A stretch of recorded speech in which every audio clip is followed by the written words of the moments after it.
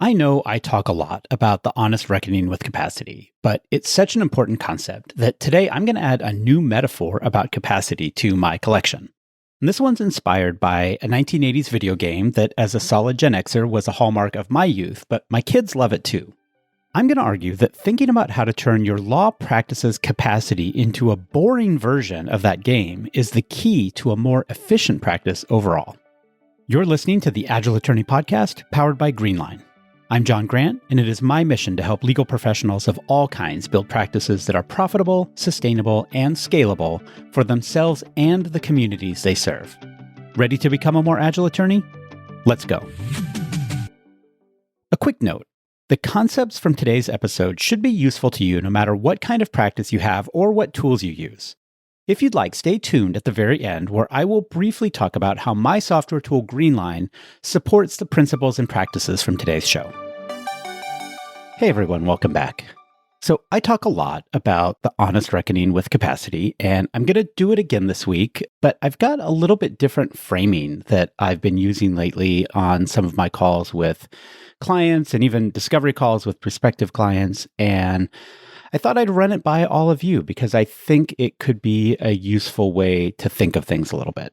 And I'll start by just restating the obvious. We all have finite capacity, and that is true at an individual level, it's true at a team level, it's true at a firm level, and that we're not especially good as humans at understanding what the dimensions of that capacity really is. And so a lot of why I like a Kanban board, a lot of why I like tools like calendar blocking and calendar bucketing is that it starts to give you some sort of a visual form for how much capacity you have, and it forces you into a practice of being more intentional about how you fill up that capacity. And that is the flip side of the coin for me, the brutal assessment of your priorities. And there are a lot of metaphors we can use to talk about it, and I've used them in the past. I sometimes talk about how for teams that are feeling overwhelmed or people that are feeling overwhelmed in their personal lives, that I use the metaphor of a bathtub that's overflowing. And the first best move when your bathtub is overflowing isn't to go grab a bunch of towels. It is to go turn off the tap. It is to be intentional about what's coming in. And then that helps free up a little bit of the urgency, a little bit of the brain fry that can happen when you're overwhelmed so that you can be more intentional about what needs to happen to clear the drain or otherwise get the bathtub back down to a normal level. It might not be a bathtub, it might be a bucket. If we're going to continue the water metaphor, that's pretty common. Those of you that have followed or read the book Traction or followed the EOS leadership type way of thinking, they didn't invent this metaphor, but they glommed onto the notion that when you have a jar or a bucket or whatever that is finite, you need to first put in the big rocks, the important stuff, and that way you make sure that you're preserving capacity for those important things. And then you can fill in around it with the pebbles and the sand and the water, right? And the other things that will fill up the container to full. Although even as I say that out loud, right, I think it's a terrible idea to fill your container to full. We're all tempted to do it. In fact, we have a tendency to overfill our containers.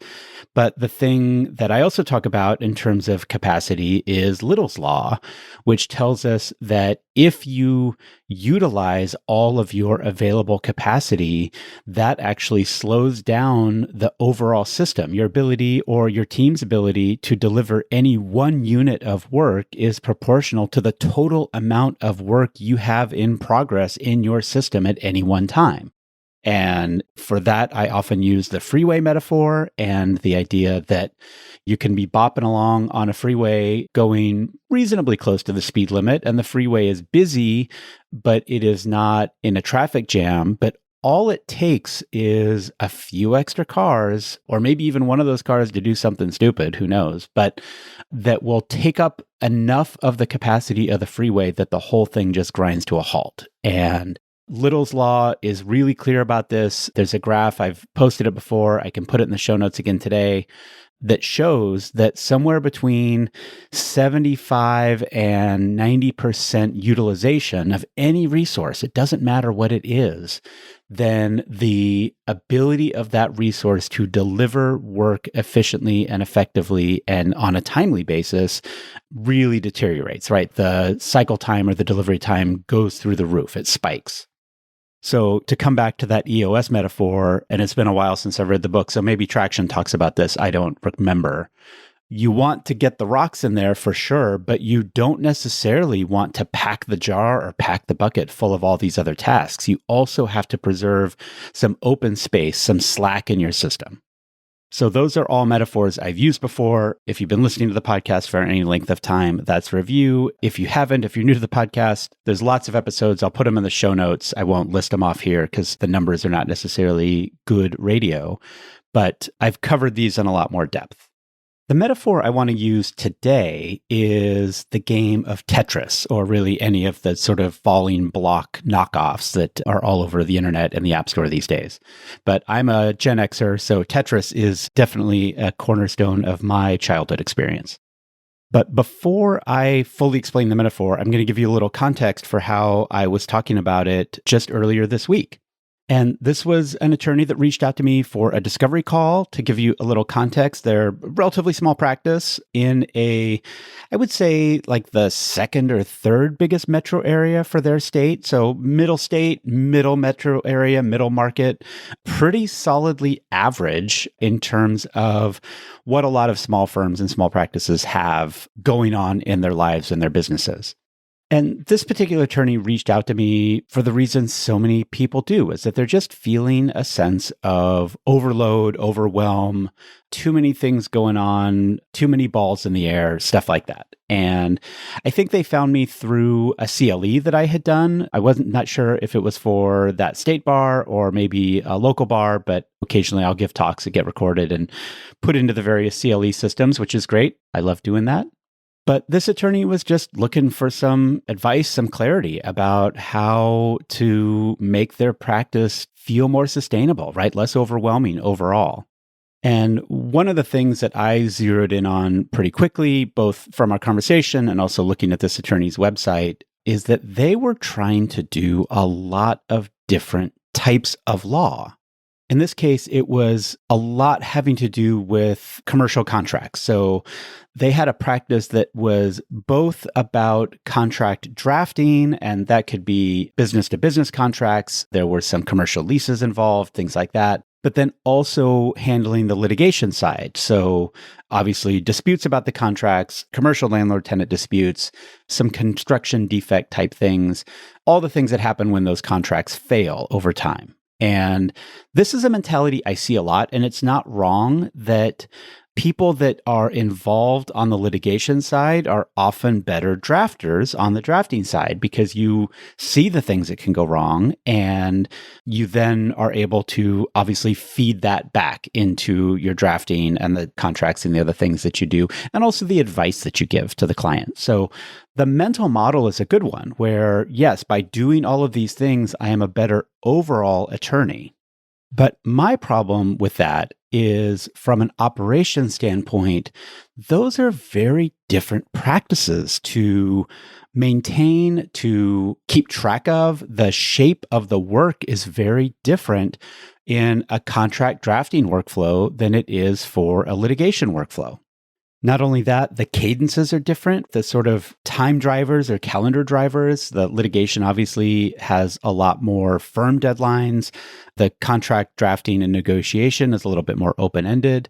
Maybe more than anything, they have very different client needs in a social, emotional, or psychological sense, where the place where a client is emotionally, psychologically, when they are trying to enter into an agreement or maybe come up with a contract template they can use, whatever it happens to be, is very, very different than the headspace where they are when they're dealing with an actual dispute, right? Just the dispute itself is overwhelming, but then the process of litigation and the uncertainty of having this thing hanging over your head, it just hits different, right? It's definitely no fun for most people, but it requires a different kind of customer care from the lawyer, from the provider. And I talk also about lawyering as effectively a caregiving or fundamentally a caregiving profession. And I think that is true as well. So when we're talking about the shape of the work, there's sort of the practical, tactical stuff, but then there's also the social emotional work that you as an attorney are having to do in order to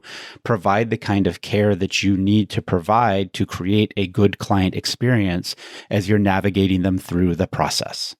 And so to take it back to my Tetris metaphor, the thing that occurred to me, and I've been playing with this in my head for a while, but I think this is the first time I said it out loud quite in the same way, is that these different shapes and forms and needs of these different practice areas are effectively different shapes falling from the sky in your Tetris game. And the challenge from that honest reckoning with capacity standpoint is when you have lots of different types of shapes, you have to spend a lot of your time and attention and energy figuring out where each shape is going to go. You can move it left and right. You can twist it, right? I don't need to describe the game to you, but all of that stuff takes a lot of mental energy. And I think I've talked before on this podcast, although maybe not as much as I do in real life, that one of my favorite things to do as a consultant, as an advisor, is to talk people into dropping practice areas entirely. And I don't have a strong opinion about what practice area they should drop. I think there's lots of very viable ways of looking at it.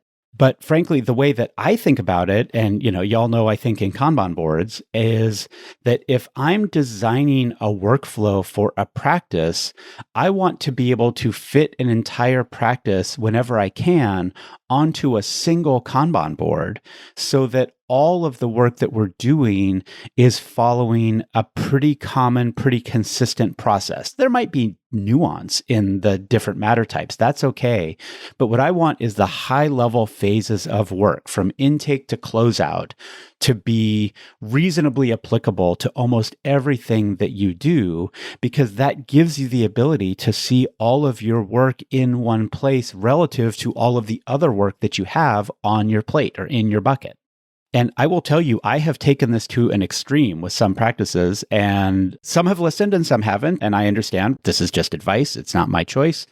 But I have convinced estate planning attorneys to drop their probate practices, or estate planning attorneys to drop their planning practice and just focus on probate. And the reason why is that those are very different workflows. They also come from very different places, very different customer needs, client needs, social emotional care, all the rest. So I'm not saying it's impossible to have both of those practices under the same organization, but it is less efficient, right? There is a switching cost in terms of managing those two different workflows. They have different revenue models even. I forgot to mention that. So in this case, right, for this attorney, there is the litigation practice and then there is the transactional practice. And those are very different flows on a Kanban board. There's not really a good way to sort of jam them together other than in the most simplistic board. And simplistic boards are great to get you started, but they're not necessarily going to yield the insight that is going to help you get even better over time. So in this case with this attorney, I said, think of each of these different types of practice you have as a different shape that's falling from the sky in your Tetris board, which is really kind of a bucket. And if your job in Tetris, right, the goal of the game is to line things up so that the bucket is completely full with no gaps, which I know cuts a little bit against my caution about capacity that I just made a few minutes ago. But the key thing in Tetris is that when you get those things lined up, the blocks go away. So if I'm going to torture my metaphor for a minute, I think of that maybe as your ability to get the work through your system all the way to done in an efficient way so that you've delivered the value that you need to deliver to the client and you can get that particular matter off your plate and not worry about it anymore. And that frees up capacity for you to do the next piece of work. And in the game of Tetris, of course, it's all those shapes that make it fun and interesting, right? We play Tetris for fun. We use it as a puzzle to stretch our brains and maybe get it thinking about things that aren't work or whatever else is going on in our lives. It's a distraction, but it's a useful one. But the complexity is part of what makes it fun in Tetris. But you don't necessarily need or want to have that complexity in your law practice. I think it's okay to try to make your law practice a little bit boring at first. I want to make the game easy, or I want to put your practice on easy mode. And the best way I know to make Tetris easy is to limit the number of shapes that are falling from the sky. And for different people, that can mean different things, right? If you're just using the squares, then obviously the squares are really easy to stack in and fill the buckets in ways that those lines are going to start disappearing once you start filling the bucket in a certain way, right? It's not especially complicated. Same thing for the long lines or the rectangles, whatever they are. The shapes that don't have elbows in them, right? Those are the simplest ones. And there are some people out there, and you probably know some of them, who have made very good law practices based on relatively simple shapes. The people that are maybe just doing estate planning, not to diminish the complexity or the importance of estate planning, but the contours of it are relatively straightforward for most people most of the time. One other thing, and not to torture this metaphor too far, but the complexity of the shape is somewhat dependent on your experience and interest and sort of excitement even about that particular practice area. So even if you have a relatively obscure or complex thing that you do, when you get more familiar with it and you have more experience, expertise at delivering it, you can sort of simplify the shapes. That's part of what expertise brings you. But here's the other thing is even if you're working with relatively complex shapes, right? So there's the one that's kind of L-shaped that has a single elbow. There's the one that is sort of squiggle shaped that has the two elbows. Those are harder to place, but they're hard to place when you are trying to place them in among all of the other different shapes you're working with. But if you only had that shape falling, then you could pretty quickly get to a pattern and a cadence where you know how to rotate and move that shape so that it's going to lock into place with all of the other units of that shape. So even with the more complicated shapes, by limiting the number of different types of shape that you're working with, you are simplifying your ability to fill that bucket. And again, importantly, to get all of those lines across at the bottom or wherever they happen to be so that the work gets done and it goes away and it frees up capacity for you to do more work. So that's the main thing I want to talk about. I'm going to give it to you in a slightly different context, which is a workshop that I did with a completely different firm, completely different geography, completely different practice area, a little bit bigger practice where there were multiple attorneys involved. And in particular, there was a relatively, well, new's not the right word. I would say a mid-career associate that was on this team who was, oh my gosh, this person just radiated smarts, right? It was really clear to me that they were a analytical and conscientious attorney doing the good work of unpacking complex situations and helping clients through those complex situations. It was really, frankly, pretty fun and impressive to see. But it also became clear over the course of the workshop that that attorney's personal need to deal with these highly complex situations and make sense of them and go deep and really get into the weeds of these sticky problems was counter to the business owner's strategy for how they were trying to build the practice in a way that was going to be profitable and sustainable. And I didn't use this Tetris metaphor with them. I'll have to send them this episode because I've been thinking about them, obviously. But basically, I think that the business owner had been looking to simplify their shape pattern and make sure that they could build a marketing pipeline that selects for a certain shape, build an intake pipeline that is able to move and turn those shapes into the right way. I really do like to torture metaphors. and otherwise sort of move those things through the practice in a way that is consistent and predictable. But this very smart associate who had this personal need for complexity kept bringing in matters or even maybe turning some matters into more complex shapes that were harder to fit into the overall bucket. And for the business owner, that's an interesting challenge, right? Because obviously, very smart attorney, you don't want to lose this person. I think that they are, obviously, I said a good lawyer, but also the right energy, a good cultural fit. Everything is going well in terms of this employee-employer relationship. But the employee's need for this more complexity, right? To scratch the personal itch around doing the deeper, more complex legal work was thrown a little bit of a wrench into the operations of the firm overall. And the thing we came up with, although, like I said, we weren't using this Tetris metaphor, but I'll use it now, is that you can actually create buckets within your bucket. So if there is a particular chunk of the Tetris board that we cordon off and say, hey, associate who wants the complex work, you can do some of the complex work, but your bucket is only this big to do it. You have to fill up this smaller unit, and you can do the complicated work that is giving you the personal satisfaction and the intellectual challenge inside of these constraints. But then it's this smaller bucket that I've given you. I know how to place it as a business owner, as a law firm owner, into my larger Tetris board that says, okay, I'm going to fit it into here. And even if it doesn't fill up quite right, at least I know that I'm only applying a finite amount of the firm's resources, the firm's total capacity to this work. And we still are doing the majority of our work are these more simple shapes that are filling the bucket quickly and driving both the volume and the revenue and the customer satisfaction or client satisfaction that is going to do what it needs to do for us from a business standpoint. So I'm going to leave it at that for now. If you're a law firm owner, think about what the overall bucket looks like and how you can sort of either limit the number of shapes you have or compartmentalize certain types of work so that it's easier to fit into that overall capacity, that finite capacity that you know you and your team have. If you're an individual worker and you feel like you just have work overflowing in your day, think about ways, again, maybe to limit the types of work that you're doing, if that's an option. And there's always some way to do that.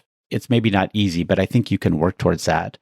Or on top of that, or maybe not or, probably and on top of that, think about ways to really compartmentalize the different types of work that you have to do. I've talked in the past about calendar blocking versus calendar bucketing. I think that's a really good approach. I won't revisit that now, but I'll put a link to that episode in the show notes as well. But really making sure that you are simplifying your Tetris game of managing your capacity as much as possible, because we like Tetris to be complex when it's a game, but we want our mental energy that goes to how we fill up our own personal capacity buckets, especially at work. It's a lot more rewarding, I think, for most people when that process is a little bit boring. So one of the things I think about when I'm helping Greenline users set up their workflows for the first time is how well we can fit an entire practice onto a single board. And as you just heard, I obviously have my opinions about simplifying things, but wearing my software hat, it isn't necessarily my job to edit people's practice areas. But if we need to do separate boards for different workflows, then I do think it's useful to at least highlight the trade-offs. And like I said in the episode, once you've got your workflows designed, however many you need to have, then those designs help filter the new work coming into your systems. It creates structure so that if you have to think too hard about how some new matter is going to fit, then that's a pretty good signal that you may not want to be taking that case to begin with. Or if you do really want to take it, then at least you'll be confronted with the trade-offs from the start. And that's the power of clearly defining your workflows and of having a tool that gives them shape and structure.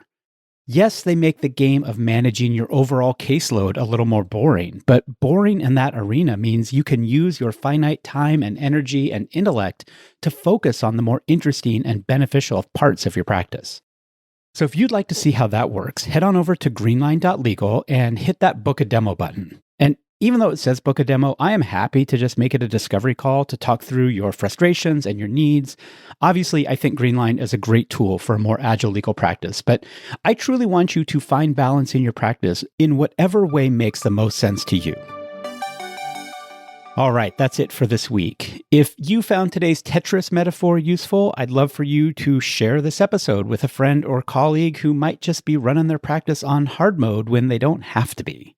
And if today's discussion sparked a question for you, or if there's a topic you'd like to have me dig into on a future episode, please don't hesitate to email me at john.grant@greenline.legal. I always love hearing from listeners. As always, this podcast gets production support from the fantastic team at Digital Freedom Productions, and our theme music is Hello by Lunara. Thanks for listening, and I will catch you again next week.